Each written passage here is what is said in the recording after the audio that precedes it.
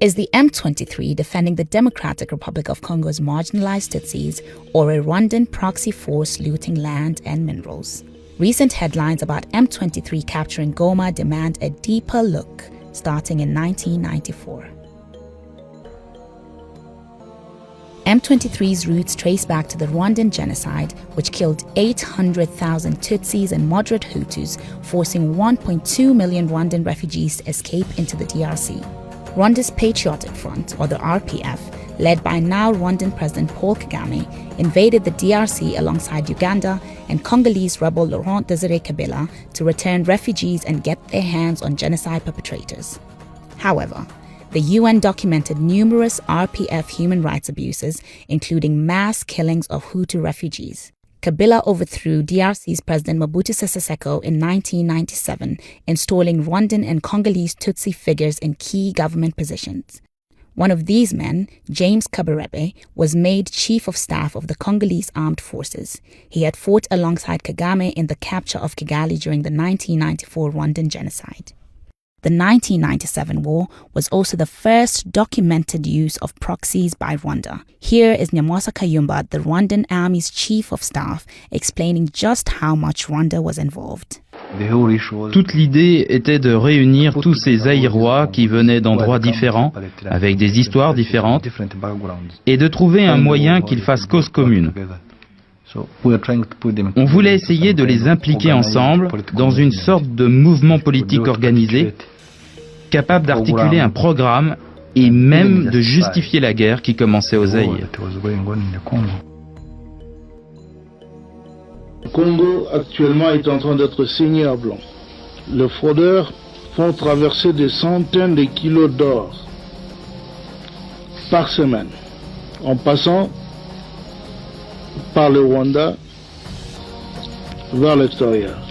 Seeking to dilute Rwandan influence, Kabila later expelled Rwandan officials, triggering the Second Congo War with Rwanda and Uganda backing rebels against him. The war killed 5.4 million people, mostly from starvation, disease, and displacement. Rape was widespread, and children as young as 8 were forcibly conscripted. A peace agreement in 2003 created a transitional government, but instability remained.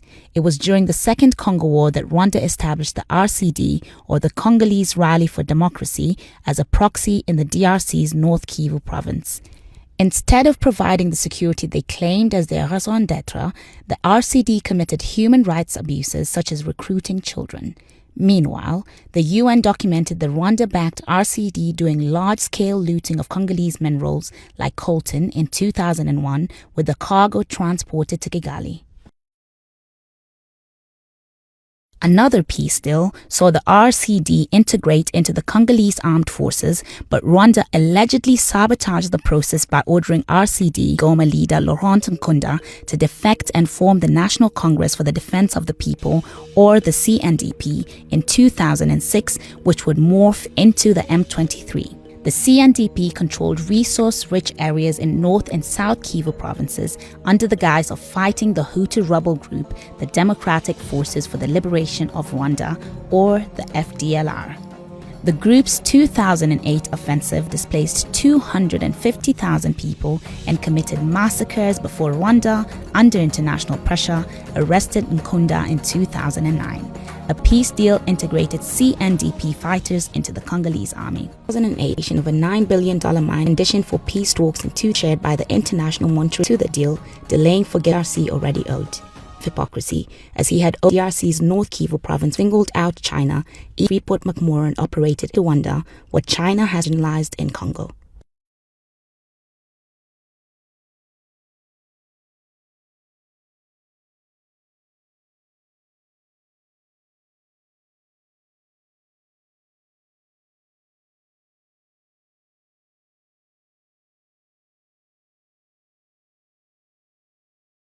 In 2012, former CNDP soldiers mutinied, citing poor treatment and lack of government positions, forming the March 23 movement, or the M23.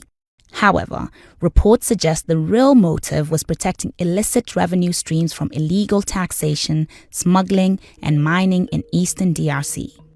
Mounting pressure to arrest M23 leader Bosco Ntaganda also helped spark the group's rebellion when they briefly captured North Kivu province's capital, Goma. International pressure on Rwanda, including aid cuts, led to M23's dissolution in 2013. 8 years later, M23 re-emerged, citing delayed integration agreements. However, analysts say Rwanda felt sidelined as DRC strengthened ties with Uganda, awarding Uganda a road contract near Rwanda's border. In 2022, M23 launched attacks at a time of tense Uganda-Rwanda relations, reportedly targeting road construction.